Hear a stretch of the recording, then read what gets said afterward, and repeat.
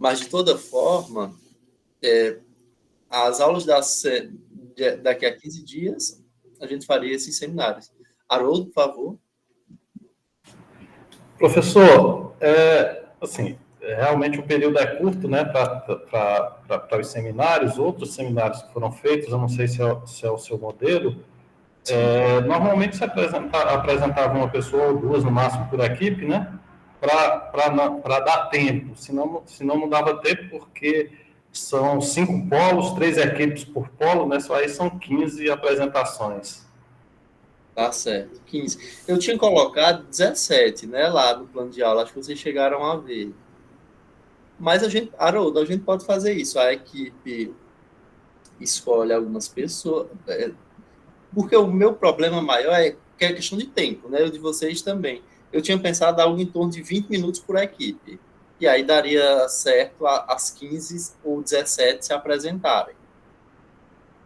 Mas a gente pode ver isso amanhã direitinho, eu posso ver, porque são os polos, acho que todo mundo vai aceitar, senão a gente faz algum trabalho com um dos temas escritos em forma de um artigo, alguma coisa assim nesse sentido, para aqueles que não quiserem. Sobre os seminários, tem algum questionamento, alguma proposta, se vocês quiserem falar? Luciana também, sinta-se também à vontade, se quiser.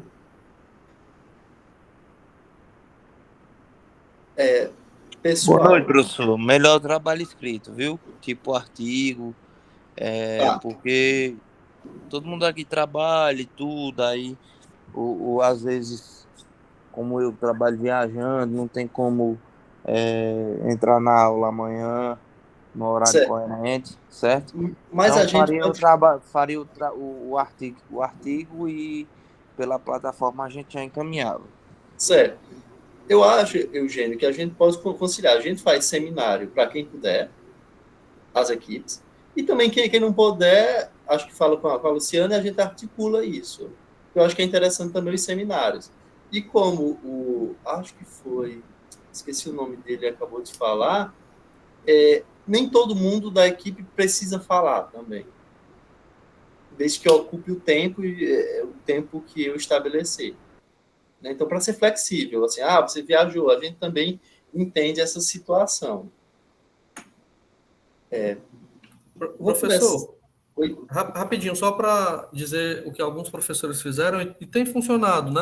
Eu não estou querendo impor ao senhor longe de mim, mas algo que tem funcionado no decorrer dos módulos é o seguinte: um trabalhozinho escrito, né? Para todos os componentes da equipe fazerem e uma pessoa para apresentar, né? Tem funcionado bastante. Acho que, não sei se todo mundo concorda com isso, mas não tivemos nenhum problema. Certo. Podemos fazer isso sim. Ou duas pessoas daqui para apresentarem, né? Então, fica interessante. Obrigado, José.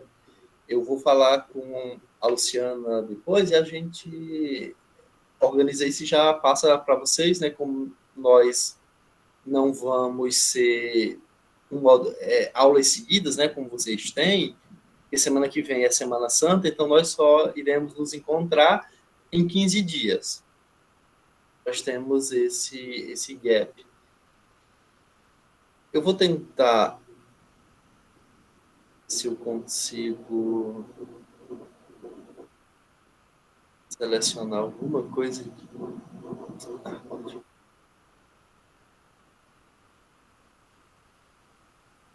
Vocês conseguem ver? Alguém fala no microfone que eu não consigo vê-los. Sim, professor, já aparece aqui. Beleza. Os slides, eles só são meramente para uma organização conceitual e para eu seguir uma linha de raciocínio, já que a gente tem tempos cronometrados para expor a temática, né? Primeiramente, queria me apresentar.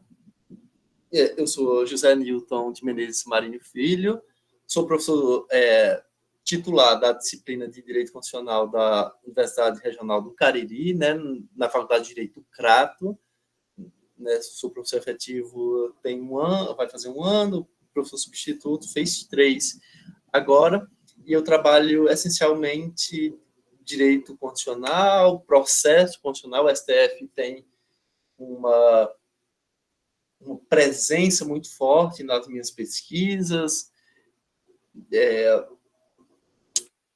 filosofia do direito, em tese, né?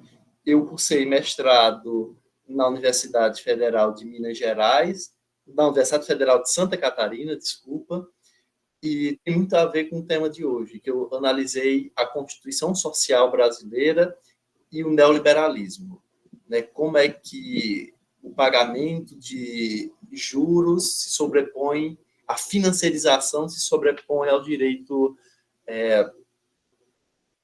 sociais. Então, também há vias de pesquisa, né, orientação do trabalho, no final do curso. Eu também tenho disponibilidade para fazê-lo nessas temáticas, direito constitucional, teoria da Constituição. E o nosso tema hoje são 3 temas que se interligam. Pelo tamanho da turma, eu percebo que é uma turma díspare, seja de idade, de profissões, de objetivos, de concepções sobre o que é o direito, né? Mas uma disciplina em nível de pós-graduação, e aí é assim como eu concebo, né, em alguns programas de pós-graduação que eu já passei, né, na Federal de Santa Catarina, na Fundação Getúlio Vargas em São Paulo e na UNB, que eu atuo como pesquisador, além da URCA, as disciplinas de pós-graduação, elas não servem para repassar um conteúdo técnico. Na medida em que eu não vou dar uma aula como se eu pegasse um manual de graduação e trabalhasse com vocês ponto a ponto para ensinar. Por quê?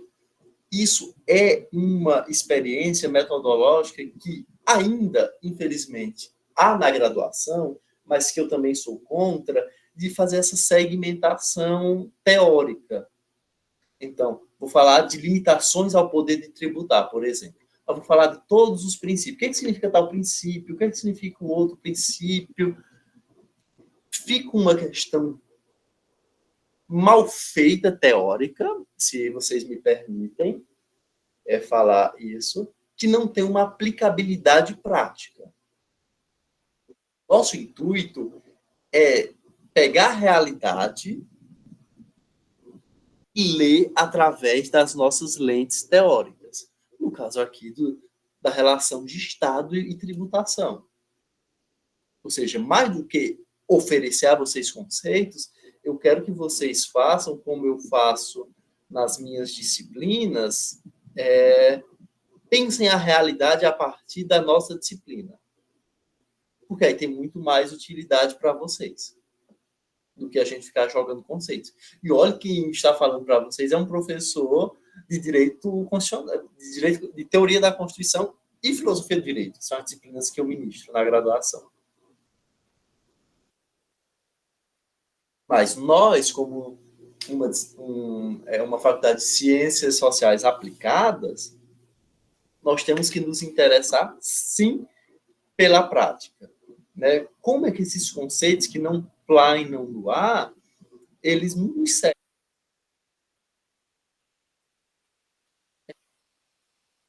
Aí, o objetivo do módulo apresentar relações entre Estado, e aqui eu brinquei, de direito ou direito, né?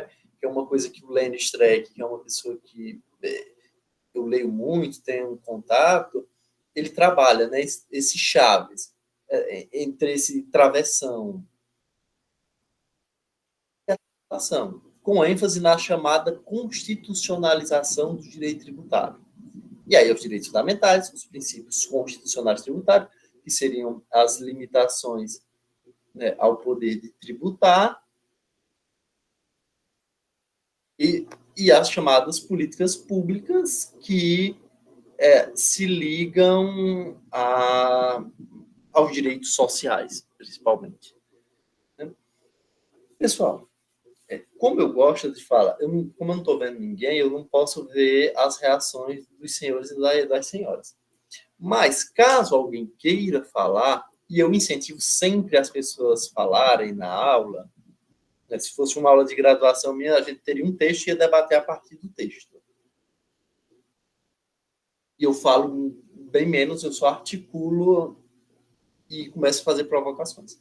Mas eu queria, entendo que vocês também nessa sexta-noite, eu não sei como é que estão, onde é que estão assistindo o módulo, mas seria interessante se vocês pudessem falar alguma coisa, trazer alguma contribuição da vida de vocês para a nossa disciplina.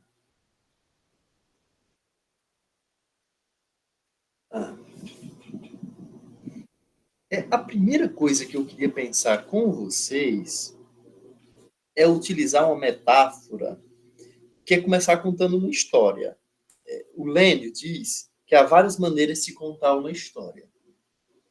Eu queria transpor para vocês, para fazer essa mudança entre uma aula de pós para uma aula de graduação, que talvez a aula da graduação seja o que a gente possa chamar de um senso comum. Ao passo que na pós a gente vai verticalizar o conhecimento. Conta-se, e aí eu começo minha metáfora, que em uma ilha, o pesquisador se perdeu, a sua embarcação afundou e ele encontrou uma ilha. Chegando na ilha, lá a ilha era residida por pessoas que lá moravam e o acolheram. Quando ele começa a ver que a ilha ela passa por problemas relacionados à alimentação. As pessoas estão passando fome nessa ilha.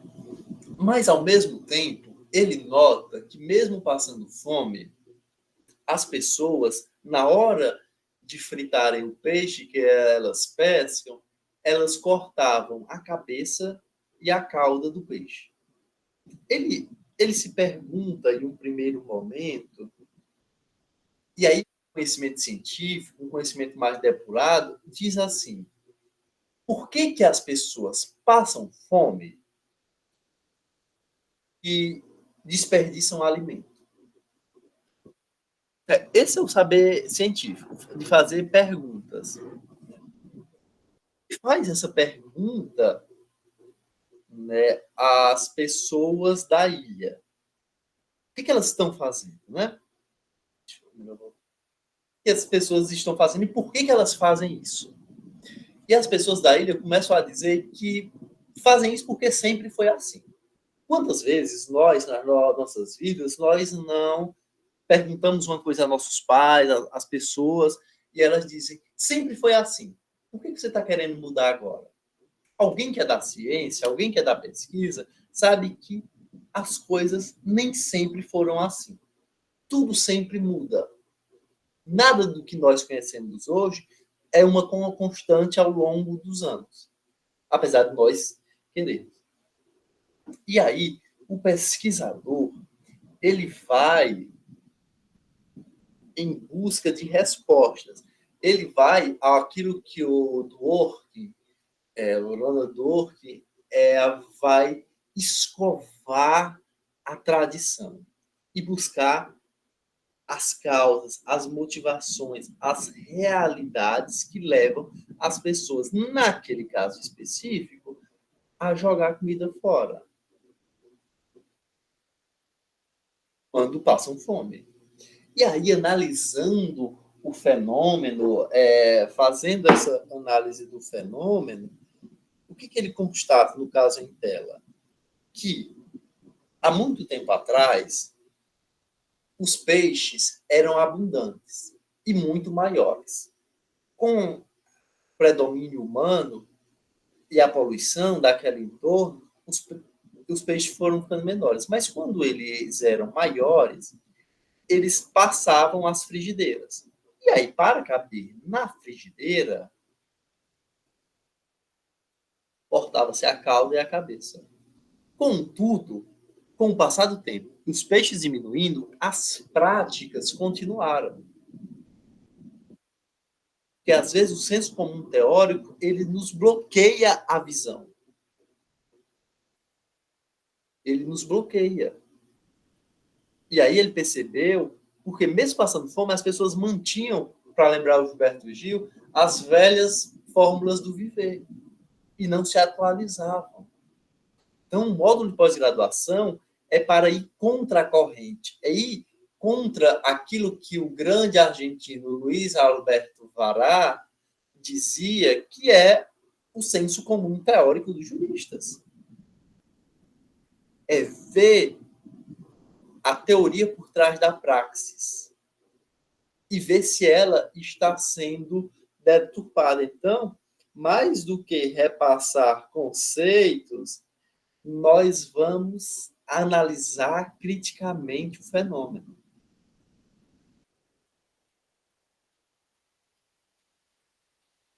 E analisar criticamente o fenômeno da tributação.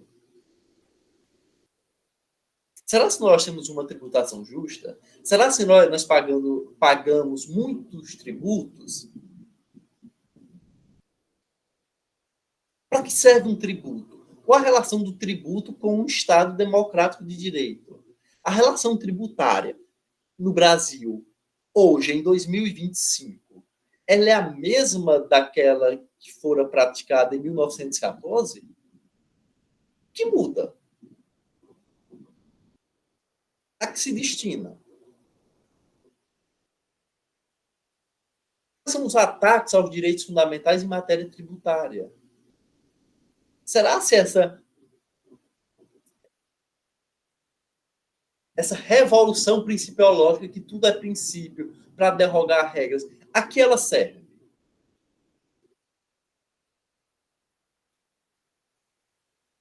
Qual o seu objetivo? Será que é sempre beneficiar o contribuinte, o cidadão, ou não?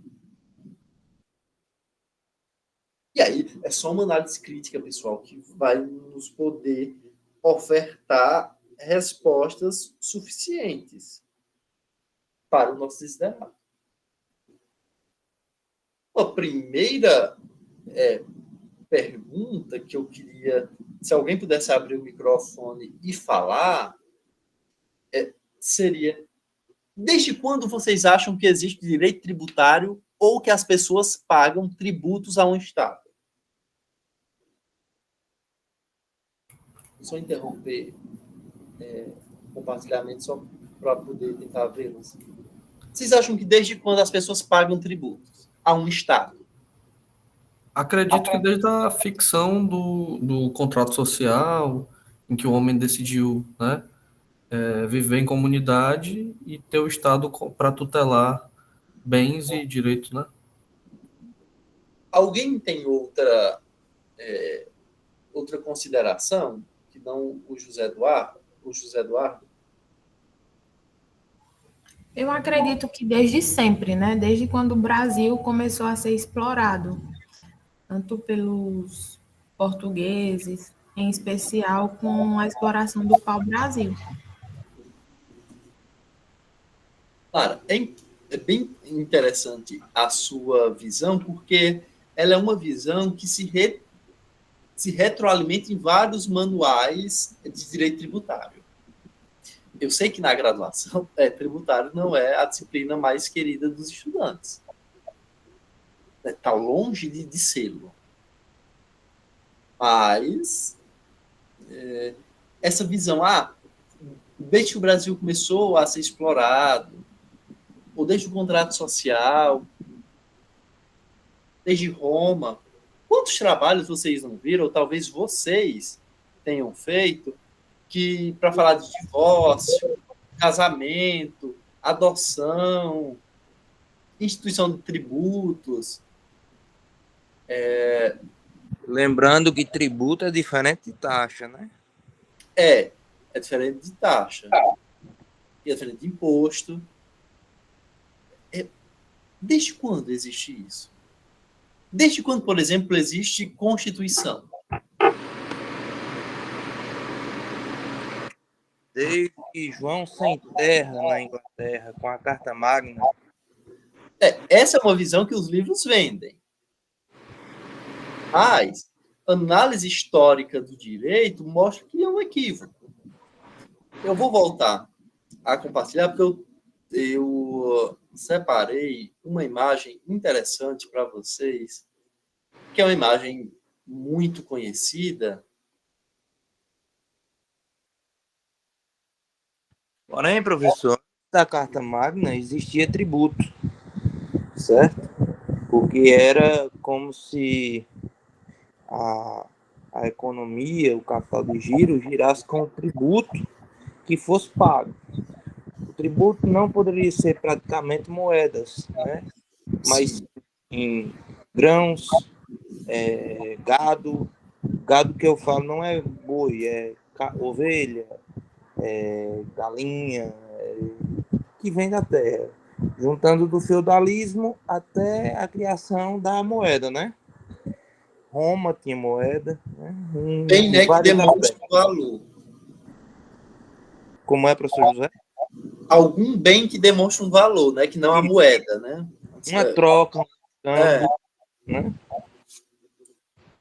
Eu trouxe essa imagem, pessoal, que é uma imagem muito, muito conhecida, que é uma imagem do Renascimento, né?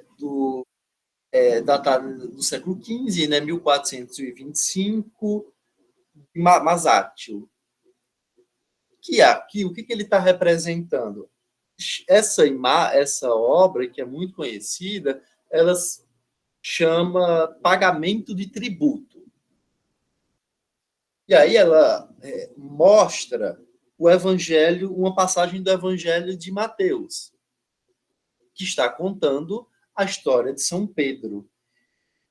Naquele momento em que Jesus ordena a Pedro que procure uma moeda na boca de um peixe para pagar imposto ao templo.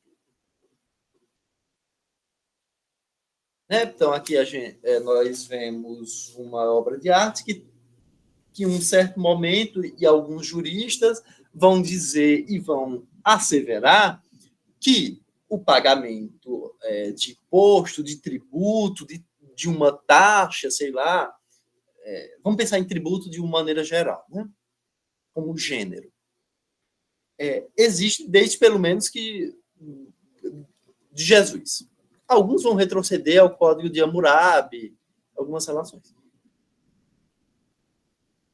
Essa relação que está havendo aí, pagar imposto ao templo, ela é a mesma coisa do que ocorre numa relação tributária do Estado moderno? Não. Não. É um erro muito grave dos juristas dogmáticos que vão fazer análise histórica do direito. Está interrompendo a gravação para ficar olhando também para vocês. Quem aqui já não fez, ou fez um trabalho de TCC, de conclusão de curso, e fez uma análise histórica? O primeiro capítulo é a análise histórica do direito. Então, vamos dizer aqui, eu quero trabalhar igualdade de gênero. E aí, no primeiro capítulo, vou fazer uma análise histórica. Aí eu começo. Lá no Código de Hammurabi, a mulher é submissa ao marido, a mesma coisa na Grécia, porque tinha o pater família, que coordenava tudo, e ela era um objeto do marido, ela não era sujeito de direitos, ela é um objeto. Aí, na linha seguinte, no parágrafo seguinte, eu jogo para a Idade Média, dizer que a mulher ali também era submissa ao marido, mas agora, em decorrência da Igreja Católica que comandava, e aí conta a história de Adão e Eva para justificar. Depois eu dou um salto histórico e venho para o Brasil no Código Civil de 1916 e digo que ali também a mulher era um objeto de direitos. Ela pertencia ao marido, não poderia se divorciar. Só foi na lei do divórcio, no final da década de 70. Aí jogo para a década de 70. Agora ela podia se divorciar. Aí jogo depois a Constituição de 88. Dizer que não, lá no artigo 5º, no caput, todos são iguais perante a lei, sem distinção de classe, gênero. E depois jogo o Código Civil de 2002 para dizer que são iguais, pode separar. A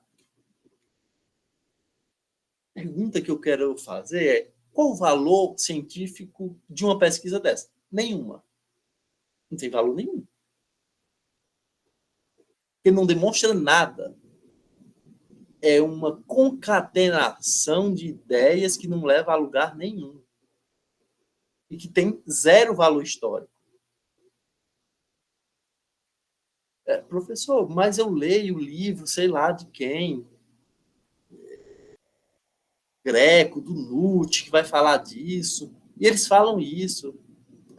É o problema dos juristas dogmáticos, que não tem uma análise de história do direito e fazem ilações que não têm relevância nenhuma, que nunca existiu. Eu lembro da professora Ana Lúcia Sabadell, dizia assim: não entendo por que essas pessoas têm tanta fixação no Código de Hammurabi. Tudo é Código de Hammurabi. Volto no Código de Hammurabi. Eu participei de 3 bancas semestre passado sobre o Tribunal do Júri. Cada um dizia que o júri nasceu em um lugar diferente, baseado em umas obras. Não tem relevância nenhuma. O Código de Hammurabi, pessoal, não é um código como a gente concebe hoje, um todo unitário, fechado, que concentra. Não é. O Código de Hammurabi nada mais é do que um manual de condutas que não tem uma coercitibilidade como a gente pensa hoje. Mas porque é código, tudo é a mesma coisa. Não, as palavras não querem dizer as coisas. Peixe-boi não é nem peixe nem boi, é mamífero. Nem sempre as palavras representam as coisas. Então, o jurista vê um problema que existia na modernidade, olha, isso sempre existiu. Não. Eu acredito, professor, no fato, valor e norma. É o pilar do direito. Aí é uma concepção tridimensionalista do direito, né, um culturalismo que é uma versão que tem muita aderência no pensamento constitucional brasileiro e na filosofia do direito brasileira. O maior expoente, o Miguel Reale, pensando isso. Mas o próprio Miguel Reale vai dizer que é uma historicidade. Diferente do common law e civil law, né? Não, aí são tradições jurídicas. O civil law, onde a fonte primordial do direito é a legislação, e o common law, as decisões judiciais. Decisões reiteradas, os chamados precedentes. Eugênio, o problema aqui no Brasil, você não perguntou, mas eu vou falar, é que a gente está importando o pior dos 2 mundos. Você vê o que aconteceu a partir do CPC de 2015? Jogaram precedentes que de precedentes não tem nada. É só o judiciário se arvorando em um papel que não é dele. E o Marinoni, por exemplo, vai dizer que o STJ é cor de vértice. Isso não tem nada a ver. Nada a ver. Por quê? Você quer importar, Eugênio, instrumentos típicos do common law no civil law. Não vai dar certo. Por quê, Eugênio? Falta aquilo que o Reale falava. Cultura. Cultura é diferente. Certeza. Pensamentos diferentes. Pensamento juízes e representantes do MP pensando de qualquer forma e não seguindo a risca. Falta um apreço cultural. Por exemplo, deixa eu tentar sinalizar para vocês o que é transplantar uma coisa. A história do direito chama isso de transplante jurídico. Só que o Eugênio lembrou do Miguel Reale, para você fazer isso, você tem que ver se é compatível com sua cultura. Por exemplo, todo mundo aqui conhece, quando você vai deixar um ofício, Um documento, você leva 2 vias, né? Chama de contrafé. Eu quero... Vou na prefeitura pedir para fechar minha rua porque vai ter a festa do padroeiro. E aí a gente vai colocar barraca lá e tudo. O que eu faço? Eu levo 2 vias do ofício, um fica com ele e outra ele me dá a confirmação que recebeu. Todo mundo conhece isso. Garantia, não é, professor? Uma garantia. Um colega nosso que está em Frankfurt, o Bruno Lima, que escreveu sobre o Luiz Gama, fez isso. Chegou lá na biblioteca do Max Planck, na Alemanha, e levou isso, que é uma coisa comum para nós, Eugênio, brasileiros. O cara da biblioteca da Alemanha disse, para que isso? Aí disse, é a segunda via, a contrafé. Ele disse, não precisa. Aí ele insistiu, disse, não, porque eu sou acostumado a fazer isso. Ele disse, para quê? Porque se o senhor perder, como é que eu vou comprovar? Ele disse, eu não vou perder. E se o senhor perder e eu vim aqui e o senhor dizer que não lembra? Ele disse, se acontecer, eu vou lembrar de você. Ou seja, ele não entendeu uma relação que, para nós, brasileiros, é óbvia. E a cultura é diferente. Ou seja, as práticas, elas mudam. A Sabadell me falava que achava até que os alemães eram um pouco... tinha algum problema psicológico. Eles esculhambavam... Não, porque na faculdade de Coimbra, em Lisboa, ainda é igual a antiquária. Tem que ter a toga, todos os alunos têm que ter toga. Tem um fiscal de unhas como se fosse uma régua de madeira. Todos os alunos que tivessem com as unhas grandes e mal feitas, ele vai lá e bate nas unhas e só pode entrar na aula se tiver com as unhas bem feitas. Tem muitos países que constituem o fiscal de unha. Existe sim fiscal de unha, alguém que botou aí nos comentários. São costumes, né, que ainda hoje não foram perdidos. Portugal. E para eles faz todo sentido, pode fazer todo sentido, que para nós não faz. Eu lembrei agora, em Portugal, a gente tem uma professora nossa, a professora Amanda, que está lá. E aí ela me falava que a coisa mais estranha que ela achava é que ninguém pode ficar na frente de um professor no corredor. Porque quando o professor passa, todo mundo tem que abrir espaço. Assim. Você não tem contato com o professor, você não chega nem a saber o primeiro nome, você trata ele pelo sobrenome. Então, assim, é muito diferente essa relação. É coisa da cultura. A USP tem diferenciação de professores que só sentam em uma determinada cadeira o professor que é titular. Os outros não sentam. Então, são questões culturais. O que serve para a gente aqui é que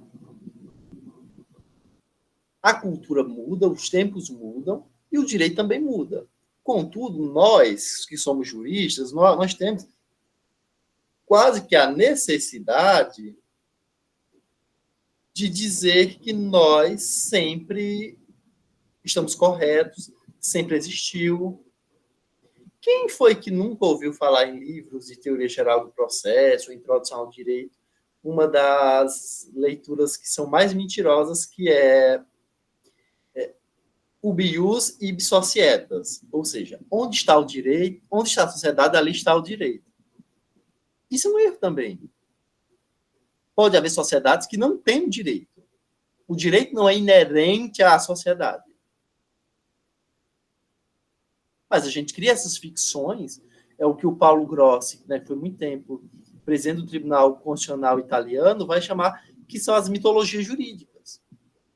Que, ao fundo, querem nos mostrar que nós somos relevantes, importantes, necessários, imprescindíveis.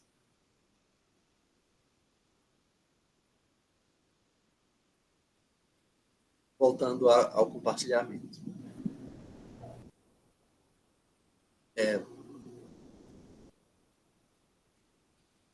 E aí, eu trouxe para vocês um desses equívocos, que é do professor Aliomar Baleiro, referência no direito tributário, num livro chamado Limitações Constitucionais ao Poder de Tributar. Ele foi ministro do Supremo Tribunal Federal, né, um dos grandes nomes da história do direito tributário brasileiro. Só que ele encampa também um erro metodológico histórico, que é o tributo é vetusta e fiel sombra do poder político há mais de 20 séculos. Onde se ergue o governante, ela se projeta no solo de sua dominação. Inúmeros testemunhos da antiguidade excluem qualquer dúvida. Isso é uma visão totalmente equivocada, porque vai dizer que sempre existiu tributo, ou faz 20 séculos que existem tributos. Talvez ele tenha pego, desde a Bíblia, essa passagem, e como Jesus ordena a Pedro que ele pague um imposto, um tributo ao reino, os juristas pensaram, ora, será se isso não é o nascituro do direito tributário? Só que o contexto bíblico é diferente do contexto jurídico. Porque no tempo bíblico não existia Estado.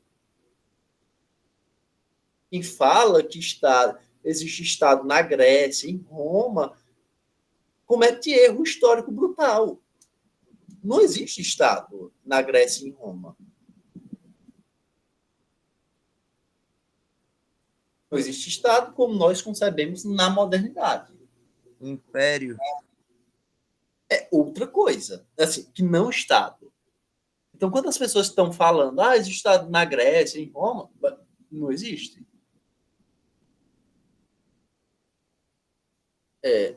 Porque Estado é uma criação da modernidade jurídica.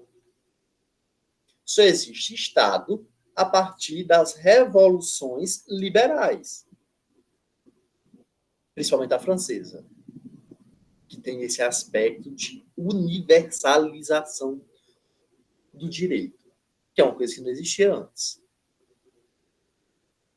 E a gente pensava, né, e aí eu volto ao Paulo Grossi, não em Estado, mas em sociedades, que cada uma das sociedades, das comunidades, realizavam relações jurídicas a partir de troca, normalmente, principalmente em relação ao direito comercial e ao direito marítimo. Então, a relação dos tributos com o Estado, como hoje nós concebemos, é diferente do que tem na Bíblia ou nos livros de direito tributário. Porque é outro contexto. E aí são dois problemas que nós percebemos e que a doutrina, ou seja, os estudos de direito, de história do direito, história do tributo, eles nos chamam, que é continuismo e evolucionismo jurídico. O que é continuismo? É você pegar, na Bíblia tem dizendo que tributo existe quando Jesus, e hoje existe tributo. Não existe tributo na Constituição de 88? Ela não estabelece tributos? Olha, então, desde a antiguidade existem tributos. O que é isso? É um continuismo. Por quê? Parece que nada mudou na história. Pensar aqui uma coisa. O conceito de família, por exemplo. Professor, família sempre existiu. Eu digo para você, o nome família sempre existiu. Agora, como a gente concebe família, não é a mesma coisa. Se nós pegarmos Roma, a família era o casal, né, um casal heterossexual, os filhos, os empregados, os móveis e todos os bens. Hoje, família é isso? Eu posso dizer que os meus empregados, as pessoas, ou até mesmo as pessoas que foram escravizadas, elas fazem parte da minha família? Não. Os móveis são da minha família? Não. Então, o nome permanece, mas a coisa modifica. Por que modifica? Porque modifica-se o contexto. E se o contexto muda, tudo muda, pessoal. É a mesma coisa com o tributo. A função do tributo, ela muda. E se ela muda, a palavra pode até continuar, mas o tributo tem outra consequência. O tributo não é, como outrora fora, só uma relação vertical de Estado ou fisco contra o contribuinte. Não. Com a égide da Constituição de 88, que a gente vai chamar de uma constitucionalização do direito tributário, principalmente no que tange aos seus princípios e os limites ao poder de tributação, o tributo ele tem uma função também de transformadora.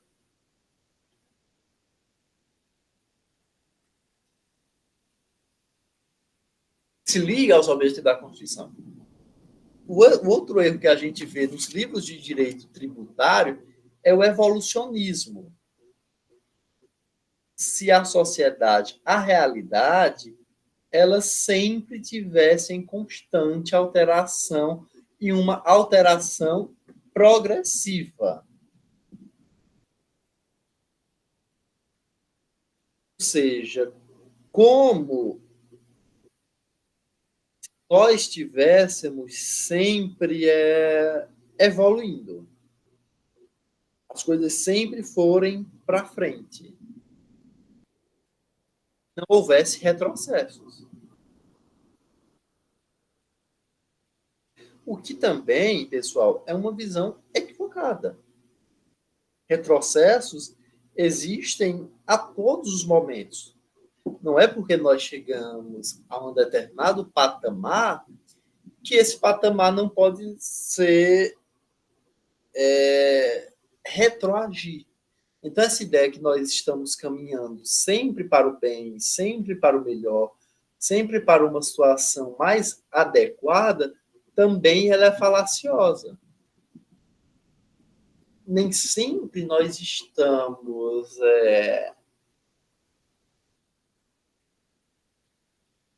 caminhando em busca do melhor da humanidade. Não sei se vocês estão... Oi? Alguém está falando?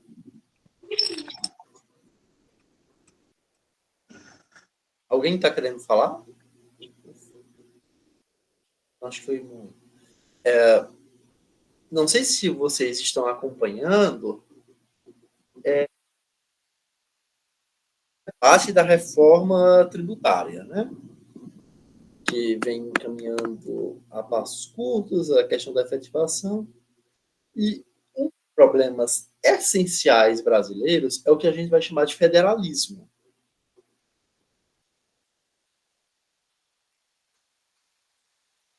O professor Roque Carrasa, né, que é um professor relevantíssimo do direito tributário brasileiro, professor emérito da PUC de São Paulo, que não precisa estar falando do currículo dele, porque o próprio nome já mostra a sua grandeza, ele vai nos dizer que a reforma tributária brasileira, ela terminou de acabar com o federalismo.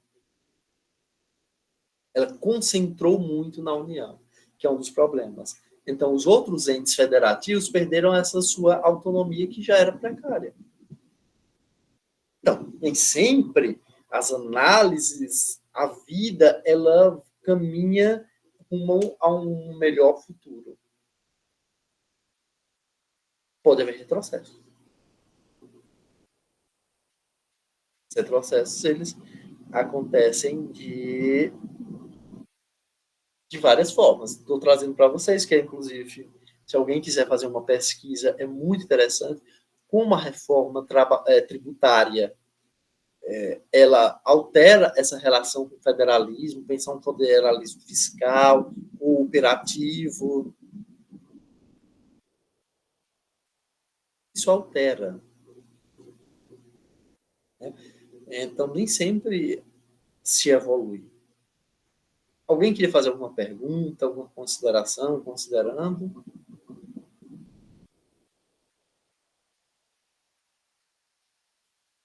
Sei.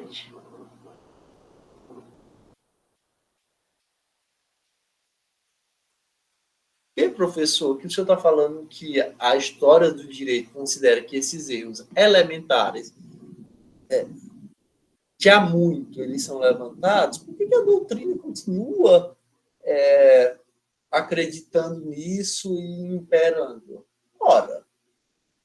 Ora, tem um valor para os juristas que é imprescindível, que é mostrar como somos relevantes, necessários e imprescindíveis na sociedade, que nós sempre coordenamos a sociedade e justificar que o nosso direito atual, moderno, capitalista, é sempre a melhor opção. É o ápice da humanidade, é o topo da humanidade. E o que eu pergunto é, Estado. O que é, enfim, Estado? Porque com o meu conceito de o que é Estado, eu consigo dizer qual é a função constitucional que eu acredito, qual a função tributária.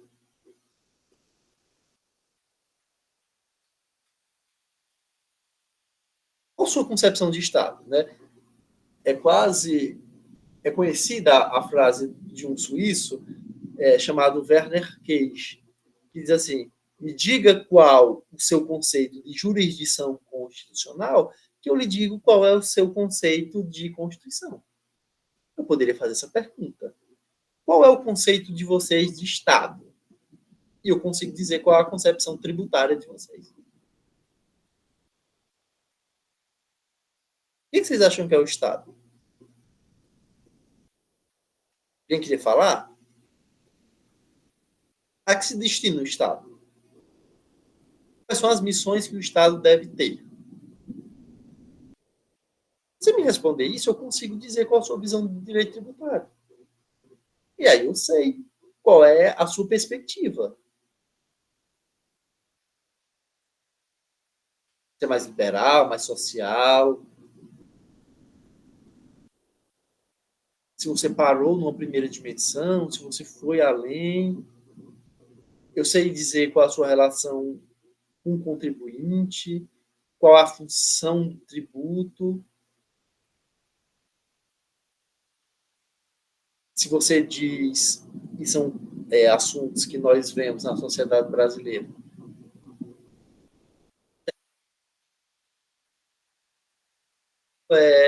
condição de possibilidade para um novo desenvolvimento a partir de uma justiça social.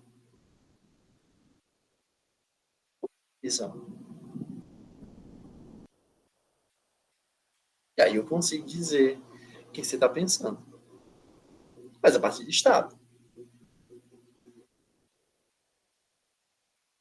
Pessoal, a tradição constitucional liberal, ela nos trouxe algumas deturpações. Por exemplo, quase como aquela questão de quem nasceu primeiro, o ovo ou a galinha, quem veio primeiro?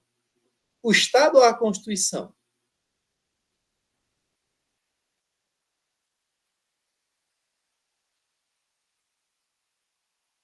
Claro que o Estado.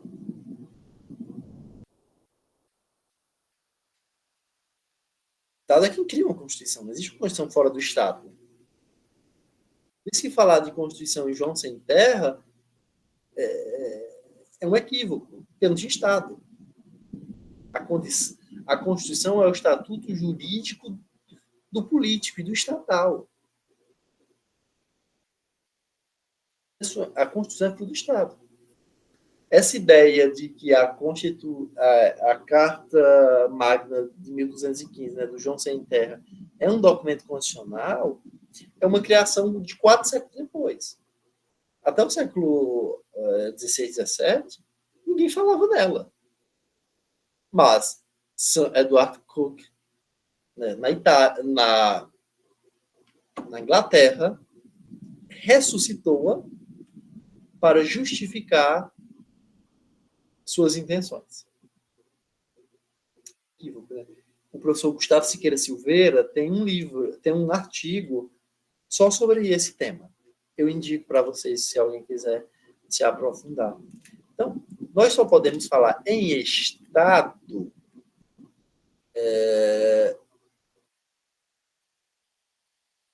das chamadas revoluções liberais.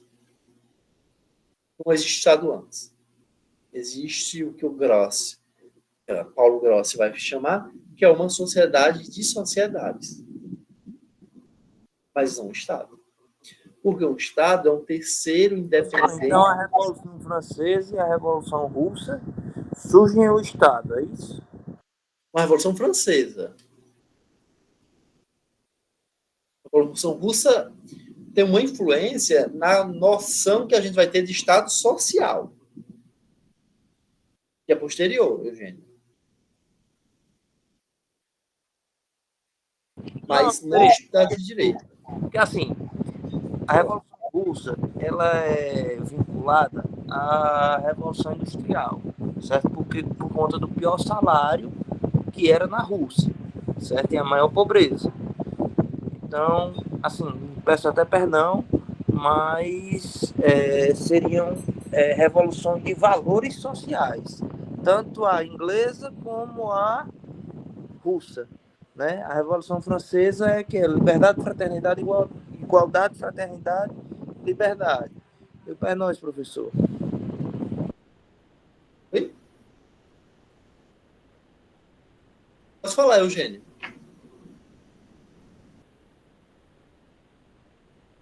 Oi, não entendeu, professor? Sim, não, eu entendi, mas eu estava querendo falar só uma questão. É assim, a Revolução Russa, ela não tem uma influência direta no Estado de Direito. Ela tem uma influência no Estado social de Direito. Que eu vou explicar direitinho para vocês como é que faz esse trânsito. Mas, para a instituição do Estado de Direito contra um absolutismo, o Estado é a Revolução Francesa, principalmente, a americana, porque a Revolução Russa, ela já é uma revolução do século XX. E você está correto na sua análise, que é uma revolução principalmente trabalhista. Quando você pega, o que é direito do trabalho? Direito social.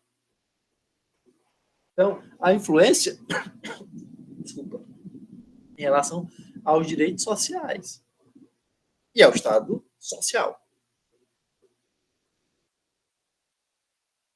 Estado liberal de direito. Pessoal, eu queria só tomar um remédio em 3 minutos, eu volto. Pode ser, são 19h01, 19h04 eu estou de volta. Só para tomar um remédio e pegar uma água.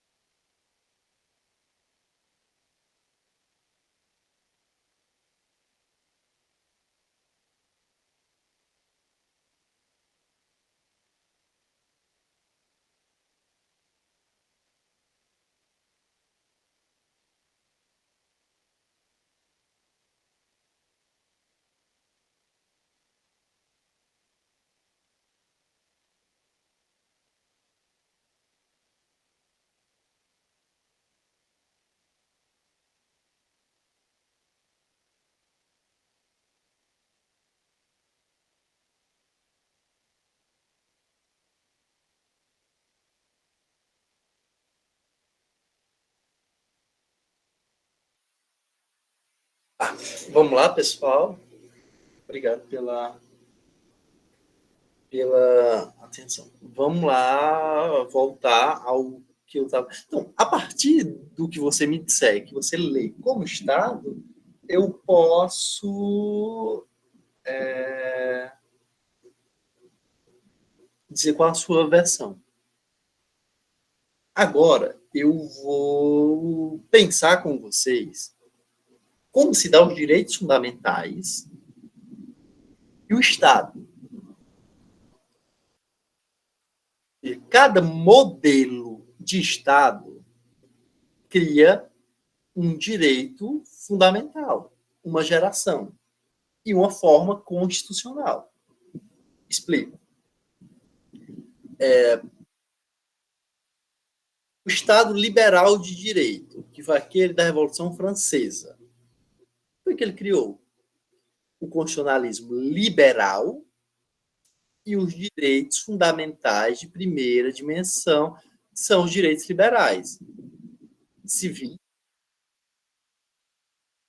Dimensão.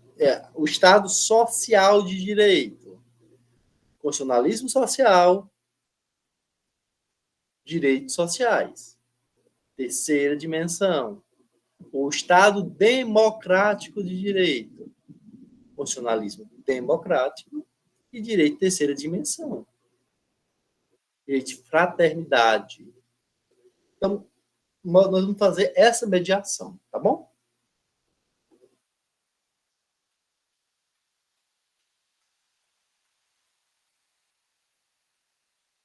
Voltando aos slides. Então, os direitos fundamentais, como eu falei, é uma marcação histórica das chamadas revoluções liberais. Então, a Revolução Francesa e a Revolução Americana, mas principalmente a francesa, porque, como o professor Paulo Bonavides vai falar, ela tem uma função de uma busca por uma universalização. Pessoal, quando eu estou falando em busca de universalização, é a que ela pretendia. Não estou querendo dizer que ela pensava universalmente, porque nós percebemos hoje que toda vida que alguém diz que é universal, na verdade, isso é uma construção. É um particular que se alça a universal. Sempre que eu pergunto, o que estava acontecendo, pessoal? Em 1789, todo mundo fala Revolução Francesa. Eu pergunto, onde? Em Maracanaú? Em Juazeiro do Norte? Em Salitre? Em Jaguaribe? Certamente não. França, Paris. A gente tem uma perspectiva de querer tornar absoluto questões particulares. Sabendo que a Revolução Francesa, né, o lema é igualdade, liberdade, igualdade e fraternidade, buscava uma universalização. Uma das revolucionárias dessa revolução chama-se Olympe de Gouges, se chamou, que disse, olha, nós mulheres também temos direitos. A gente quer ser livre, igual e ser fraterno. Ela terminou degolada. Ou seja, quando a gente falar em universalização, a gente tem que ter também um pé atrás para perceber que essa universalização não é tão universal como em um momento aparenta ser. O universal nada mais é do que um particular elevado à universalidade por um grupo dominante. Né? E aí é muito interessante nós levantarmos essa questão, porque eu me lembro, quando eu tinha aula lá na FGV com o Silvio Almeida, antes de ser ministro, e ele dizia, por que o sujeito universal de direitos humanos é o de meia idade, branco, heterossexual, que tem renda e não tem deficiência? Seja contrário a isso, é ideológico, é identitário. Quem foi que disse que essa conformação ela é a universal? Ora, quem tem poder. Só que isso tudo é também ideológico. E a gente percebe isso. E são assimetrias que vão sendo construídas. Então, universal não é tão universal assim.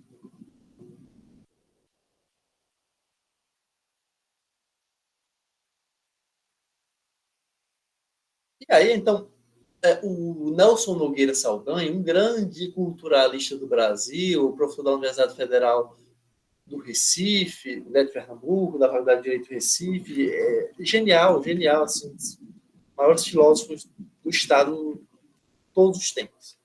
Inclusive, faz, em 2025, 10 anos do seu falecimento. Né? Ele vai dizer que o modelo de Estado de direito ele se contrapõe ao absolutismo. Ou seja, é como se o Estado absolutista tivesse, o Estado, né, com formação absolutista, tivesse vendo-se ao espelho. Que era o absolutismo, o Estado de Direito quis construir de uma forma diferente. Então, se o monarca era total, absoluto, e as pessoas não eram nada, o Estado, né, o monarca que se fazia de Estado, ele era tudo e as pessoas nada. Esse novo modelo estatal, que a gente chama de Estado liberal de direito, ele propugna direitos de liberdade, que, como vai dizer o Fábio Conder Comparado, são direitos de abstenção. Se o Estado absoluto era total, agora nós temos que deixar esse Estado parado. Ele não deve...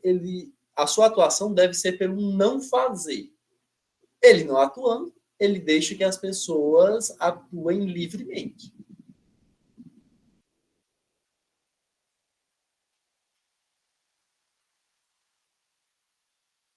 E aí é o que nós vamos... Por quê? E essa formação ela é ligada a um constitucionalismo. Porque constitucionalismo é quase que, em uma teoria clássica da Constituição, o inverso de democracia, na medida em que democracia é o governo de todos, o constitucionalismo é a limitação do poder por uma lei superior.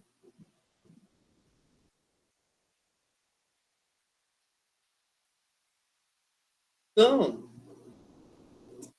antes de falar, eu vou falar um pouco desses direitos fundamentais. Primeiro, pessoal, quem lê o texto, né, do grande professor Paulo Bonavides, que esse ano é o seu centenário, sei lá, entre direitos fundamentais, direitos humanos e direitos do homem. Isso é uma construção que, em vários manuais, inclusive de direito tributário, eles são tomados como se fossem sinônimos, como se fosse a mesma coisa. E aí ele vai fazer uma diferenciação muito elucidativa e muito completa, como era o seu pensamento, para dizer assim, hoje, direitos humanos, eles estão ligados a uma perspectiva internacional. Quando eu falo de direitos humanos, eu estou analisando sobre o prisma internacional.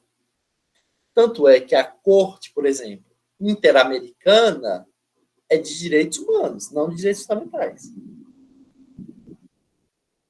Prisma internacional, esses direitos eles são tomados como direitos humanos.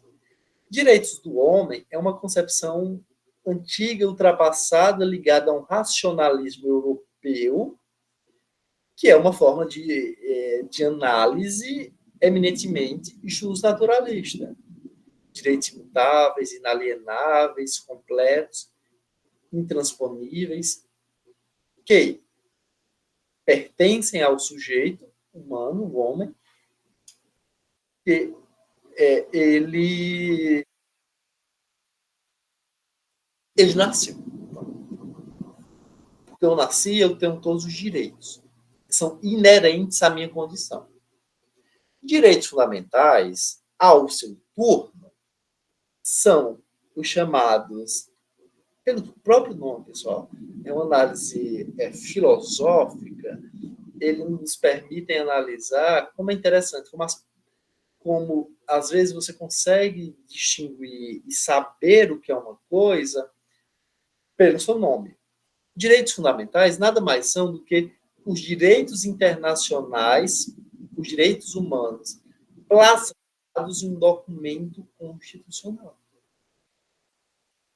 Ou seja, são direitos humanos que aquele país disse que era fundamental para a sua sociedade.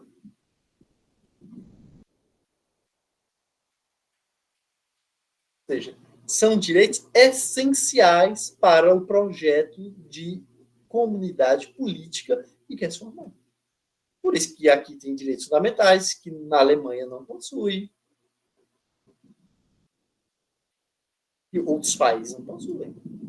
Porque esses direitos são direitos que nós constituímos como fundamentais para a nossa articulação humana. Nossa vivência também com a comunidade. Isso que chama fundamental. Aí, eles são dotados de algumas características. Ou seja, como eu falei, são direitos consagrados constitucionalmente. Em um texto constitucional, um documento ou uma lei fundamental, né, como é na Alemanha. A Alemanha não tem Constituição. Ela tem uma lei fundamental. E, odiernamente, eles constituem o núcleo essencial de um texto constitucional. Não, por acaso, se vocês lembrarem do artigo 16 da Declaração Francesa de 1789, vai dizer claramente, um país, uma nação em que não tem separação de poderes e direitos fundamentais, não é considerado uma nação. Ou seja, o conceito de nação, de Estado, é umbilicalmente ligado à concepção de direitos fundamentais. E a importância que esses direitos fundamentais têm no arcabouço jurídico, na conformação da sociedade.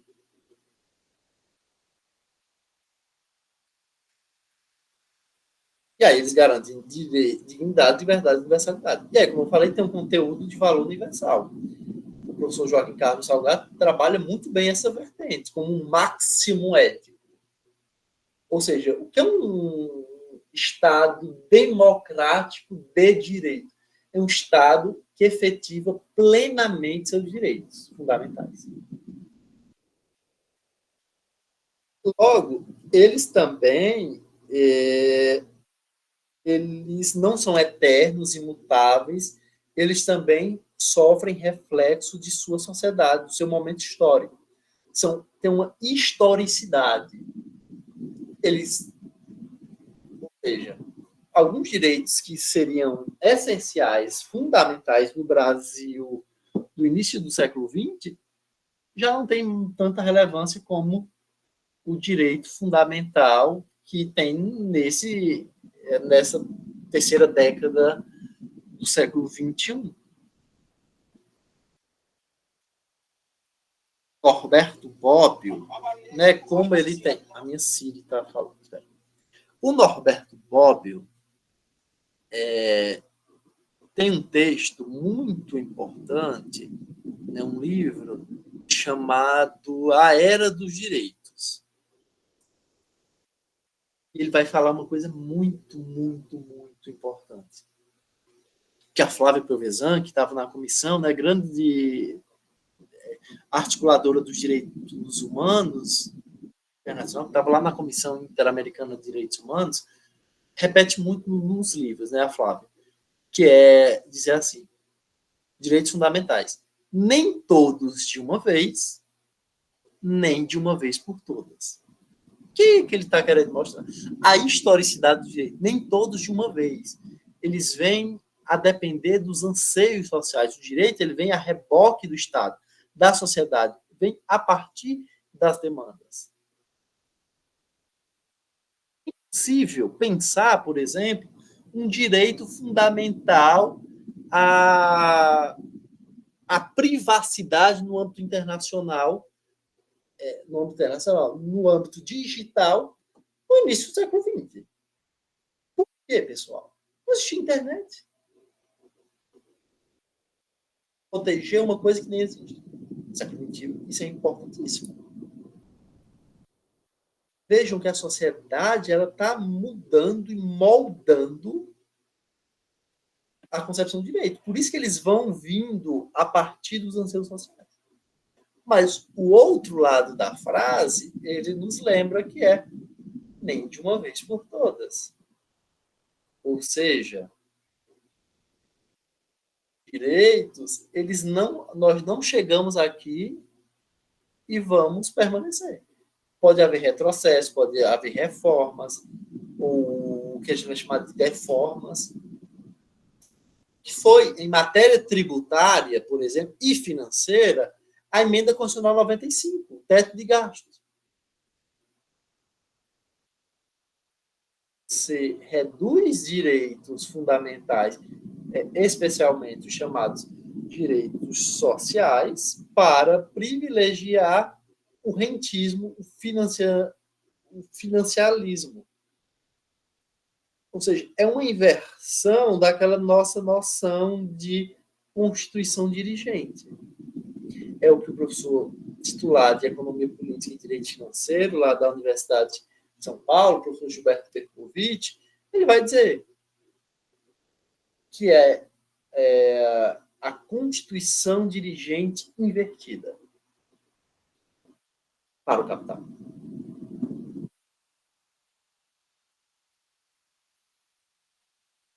Eles têm uma eficácia jurídica imediata, eles não precisam de um mediador. Eu sei que para vocês... E, professor, e como é que fica os chamados direitos sociais? Também. Não tem diferença. O professor Paulo Bonavides falava isso muito bem. Tem uma eficácia plena. Só, antes de eu queria dar um intervalo de 10 minutos para a gente não ficar muito confuso, e eu volto com as gerações de Estado de Direito e as suas relações tributárias. Então, 10 minutos, são 7h22, 7h32, eu estou de volta. Para agendar esse intervalo e voltarmos para arrematar a aula de hoje e voltarmos amanhã.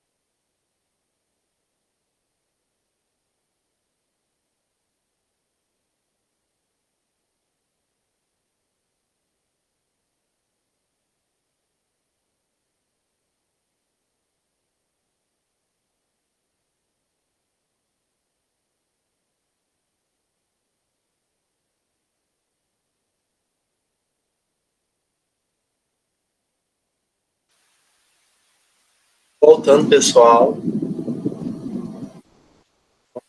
Agora a gente vai falar, eu vou falar um pouco sobre as formulações do Estado, do constitucionalismo e dos direitos fundamentais, que tem muito a ver, vocês podem pensar, a partir da reforma tributária,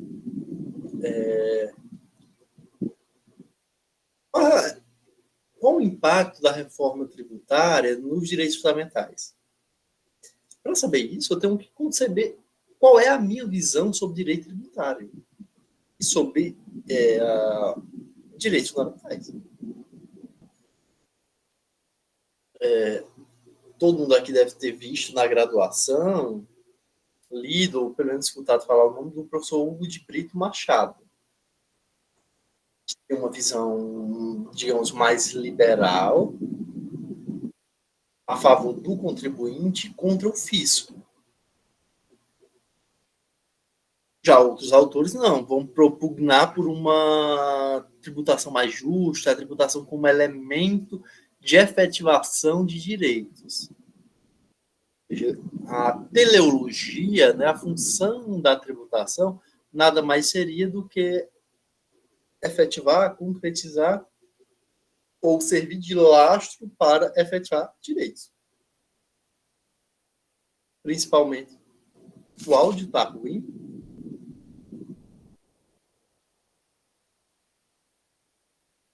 Então, alguém pode falar aí? O áudio tá ok? Aqui tá ótimo. Tá ok, professor. O áudio aqui tá ok. Certo. Então, ver qual é a sua ideologia, pessoal. Como é que vocês analisam o direito? E ser para outras coisas também, direito constitucional, reforma trabalhista, você é pró-empregador ou pró-empregado. Aqui nós vamos centrar um pouco na relação tributária, né, que é o tema do nosso módulo. Então, a doutrina, ela vai... a doutrina clássica, ela vai trabalhar com 3 dimensões dos direitos fundamentais. Se baseiam em um autor chamado Karel de Vazak, que estabelece 3 dimensões ou 3 gerações de direitos fundamentais a partir dos lemas da Revolução Francesa. Liberdade, primeira geração, primeira dimensão. Igualdade, segunda dimensão. E terceira, fraternidade, terceira dimensão. O professor Paulo Bonavides trabalha 5 dimensões. No texto que eu mandei para vocês, só tinha até a 4, porque a 5ª ele vem desenvolver mais recentemente. Tá certo? Então, como é que a doutrina trabalha essas divisões? Então, quando eu tenho a instituição do Estado liberal de direito, ali, a partir da primeira das revoluções liberais, eu tenho um Estado liberal, que propugna e que cria direitos liberais. São direito à liberdade, propriedade, voto, ou seja, o direito que se efetiva, que para sua efetivação, ele não necessita de nenhuma atuação estatal. É uma perspectiva absenteísta, ou seja, para que o direito seja efetivo, o Estado não tem que fazer nada. Ele deve só se abster.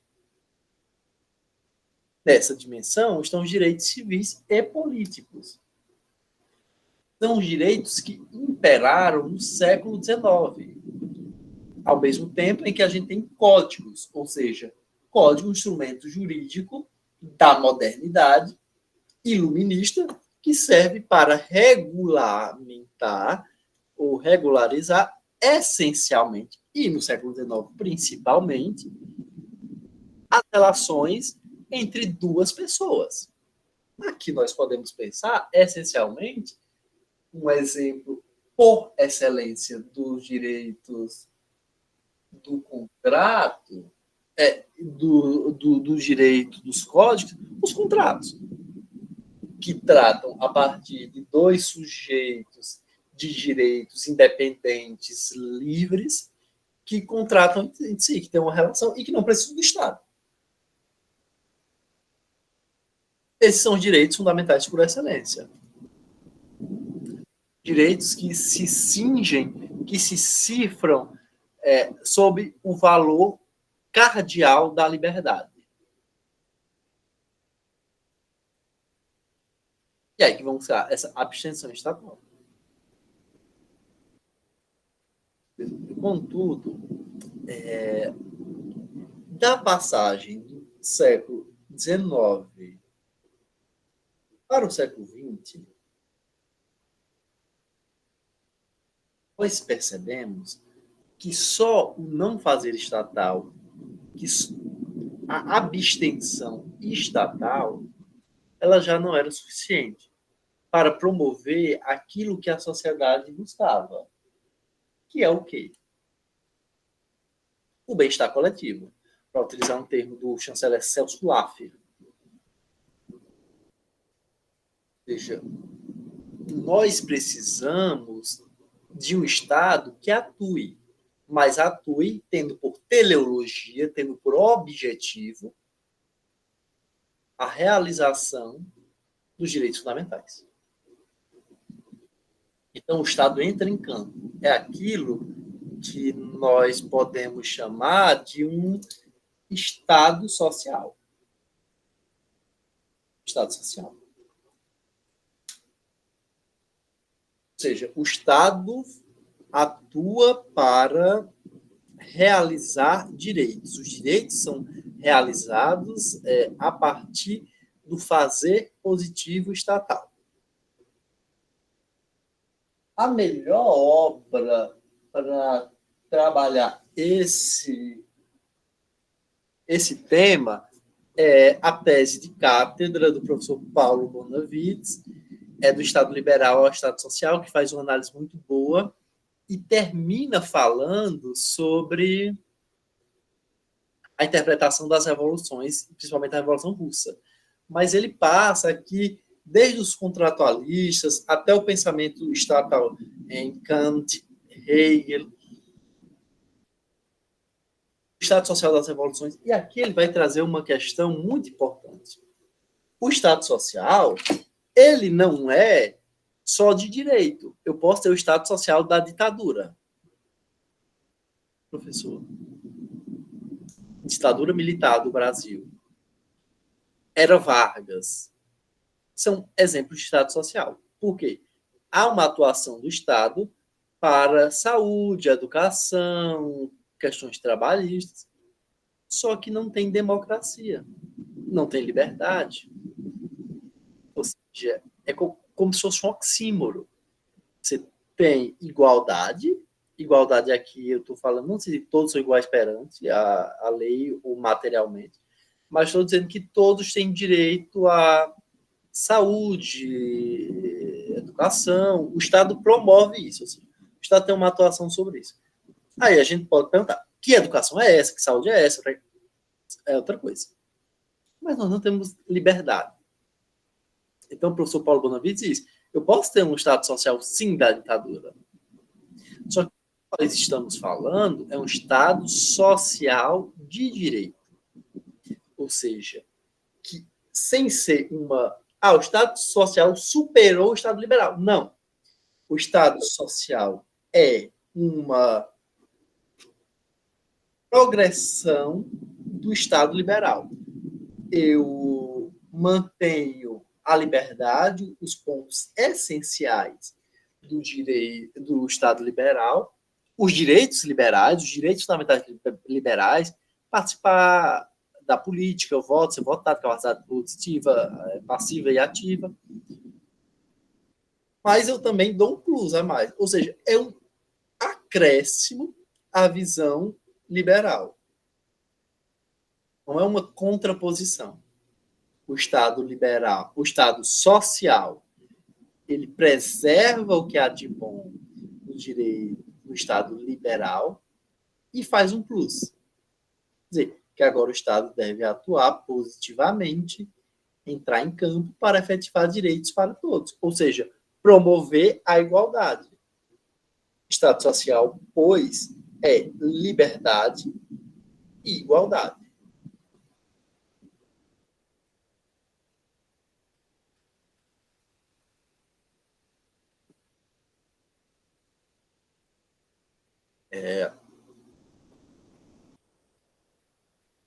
Aí são os direitos que vão imperar no século XX. Como a aurora do século XXI, pós-guerra, a partir do pós-guerra, 1945, as experiências ditatoriais, nós percebemos que deveríamos rumar para uma politização dos ideais revolucionários. Assim, a gente precisaria criar não um Estado universal de direito, mas um Estado universalista. Todo Estado tem uma base nacional, mas ele deve ter valores mediados pelo plano internacional. Não se cingir à sua perspectiva nacional. Ou seja, toda a dimensão ela não é uma exclusão da anterior, mas ela é um acréscimo. E aí surgem os direitos de terceira dimensão, que são os direitos de solidariedade ou fraternidade. É o que a gente pode chamar, que são direitos chamados difusos e coletivos. O titular não é mais um sujeito único, uma pessoa individual, mas é o cidadão universal, é a pessoa humana, são os povos. E aí entra o direito ao desenvolvimento, o direito ao patrimônio comum da humanidade, o direito à paz, que depois o Paulo Bonavides diz que paz deve ter uma dimensão própria, depois do 11 de setembro, e deve integrar, por isso, a quinta dimensão, ao direito ao meio ambiente. A quem pertence o meio ambiente ecologicamente equilibrado, como diz na Constituição de 88? Não é uma pessoa, não é a mim. A quem pertencem os fósseis da Chapada do Araripe, ou as escavações rupestres da Serra de Sete Cidades, lá no Pernambuco, no Piauí, desculpa. A humanidade. Claro, quem deve guardar é o povo brasileiro, não é uma pessoa. Estou querendo dizer, como alguns discursos neoliberais, que a Amazônia é do mundo. Não, não. A Amazônia é do Brasil e dos brasileiros. Mas, claro, que cuidar da Amazônia gera benefício para a humanidade, aí eu não tenho dúvida. Mas a titularidade da Amazônia é do Brasil.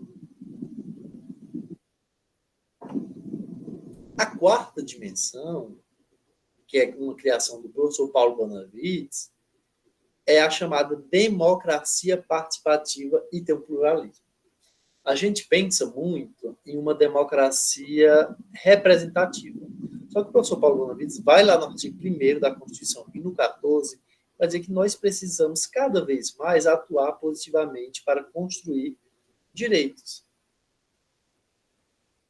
Quando as pessoas dizem, por exemplo, o dia da cidadania é o dia das eleições. Não, as eleições são um ponto da cidadania. Essa visão escamoteia uma perspectiva plural e participativa da democracia. É nada mais do que o que o Guilherme O'Donnell, que é um pensador argentino, disse que é uma democracia delegativa.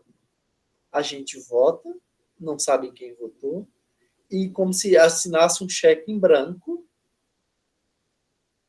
assina um cheque em branco, e o parlamentar faz o que quer. Eu delego a participação democrática comunitária a quem foi eleito. E eu não participo de sindicato, de comunidade, de pastoral, de assembleia. Eu fico isolado, encapsulado. Para ser direito fundamental tem que ser uma participação ativa, social.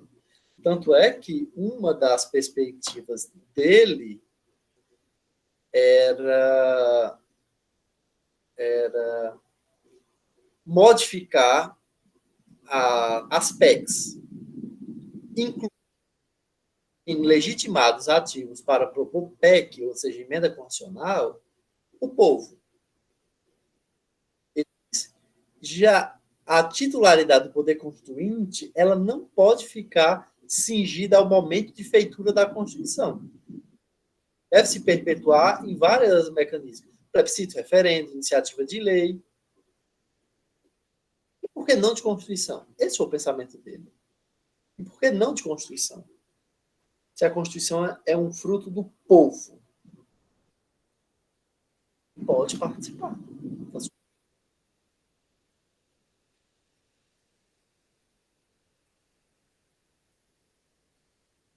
Passou, não teve até hoje, mas é uma proposta interessante.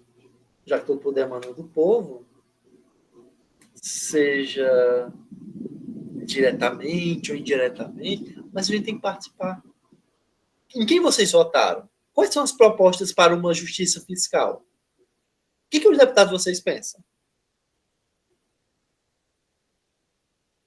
Ou ninguém lembra quem votou? Essa participação ativa, efetiva, é uma coisa que nós temos que fazer. E passa pelo direito tributário.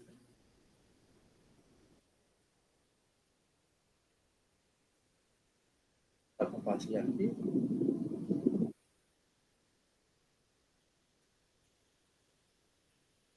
Pessoal, sobre esse ponto, esses pontos, alguém tem alguma consideração?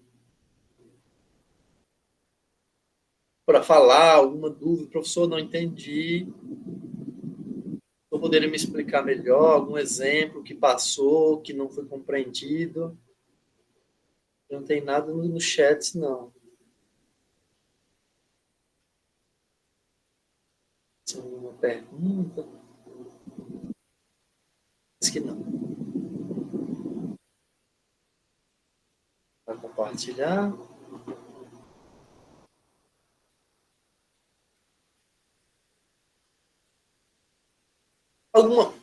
Eu trouxe para vocês 4 pontos para a gente refletir, que é: o direito tributário brasileiro parou na primeira fase dos direitos fundamentais, ou seja, a gente parou em uma perspectiva que exclui, que torna o Estado e a sociedade. É sociedade contra Estado, imposto é roubo. Será que a gente parou nessa perspectiva? O que os tributaristas estão escrevendo? Será que direitos fundamentais só são direitos de primeira dimensão?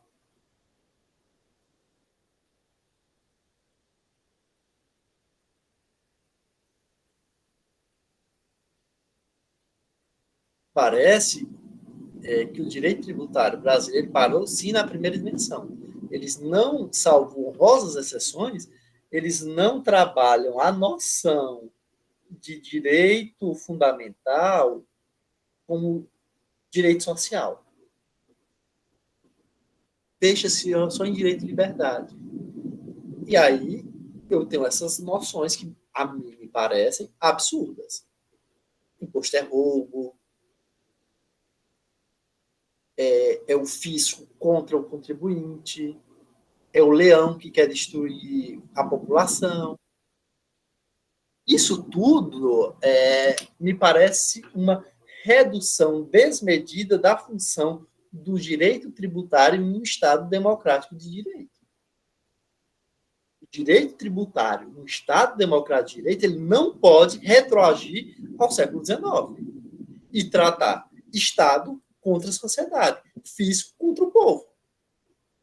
Em uma democracia, em um Estado democrático de direito, a função do direito tributário é efetivar direitos sociais. É ser mecanismo de transformação social, de custeio de políticas públicas. Já que políticas públicas têm um gasto. Mas, a mim me parece, alguém que é do direito tributário pode trazer uma versão diferente, a doutrina tributária parou aí.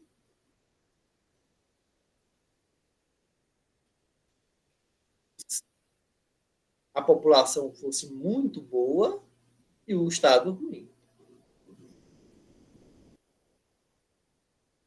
Bom, se a sociedade ela fosse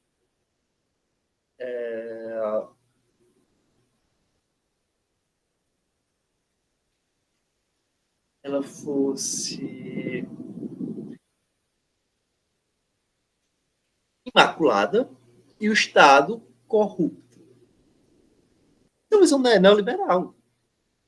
É o que a gente costuma chamar de a volta da fábula da cigarra e a formiga. Se um só trabalhasse, a sociedade, o povo e o Estado fosse um terceiro imparcial que só está ali para se aproveitar do trabalho da sociedade, o que não é verdade. Hegel, o Estado é o máximo ético, tem corrupção.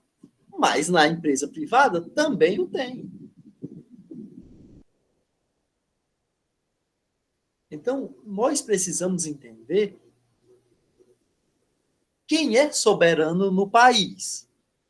É o Estado ou é o tributo? O tributo é um meio de efetivar o Estado através de políticas públicas. Em um Estado democrático de direito, em que a democracia não seja só formal, mas seja material e deva ser materializada, o direito tributário é um mecanismo de concretização dos fins do Estado, que é democrático, ou seja, o direito tributário serve ao Estado, serve à democracia, e não o contrário. Então, essa visão, o professor Paulo Bonavides recorda, é uma visão que nós estaríamos a voltar ao século XIX. Pelo contrário, o Estado de Direito, na verdade, o Estado democrático de direito, na verdade, é a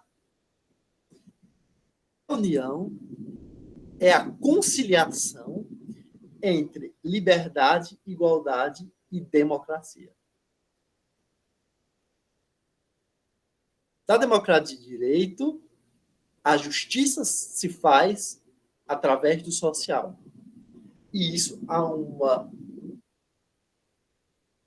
irmanamento entre contribuintes e fisco, e não uma cisão. No Estado Democrático de Direito, a vocação do direito tributário é unir fisco e contribuinte. Senão, estaremos retroagindo ao 19. Alguém tem alguma consideração? Está faltando 1 minuto para a gente encerrar. Os outros tópicos eu volto amanhã na nossa aula à tarde, começa 2, né? Mas eu acho que seria isso, apresentar essa perspectiva mais geral de Estado, qual a função do direito constitucional e do direito tributário em um Estado democrático de direito, sua relação com os direitos fundamentais. Com essa base, eu consigo amanhã trabalhar políticas públicas com vocês, que é um reflexo dos direitos fundamentais sociais, que a doutrina constitucional traz vários problemas em relação a isso. Pessoal, seria isso as minhas considerações por hora, por hoje, certo de que encontrarei vocês amanhã, a gente conversar mais sobre essas relações da importância do Estado em um direito tributário e uma democracia. A que serve? Quem é senhor e quem não é? Alguém levantou a mão? Será? Acho que não. Então, pessoal, ficamos hoje por aqui. Não sei se a Luciana tem alguma informação para conversar com o pessoal.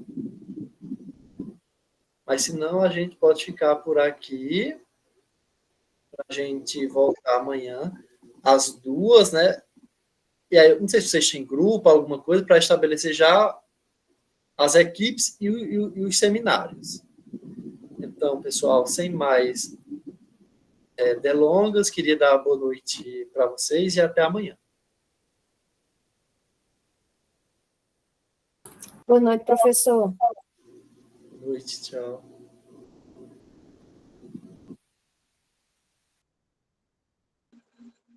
Boa noite, professor. Até amanhã. Nós temos grupo, sim. As equipes, cada uma equipe tem grupo.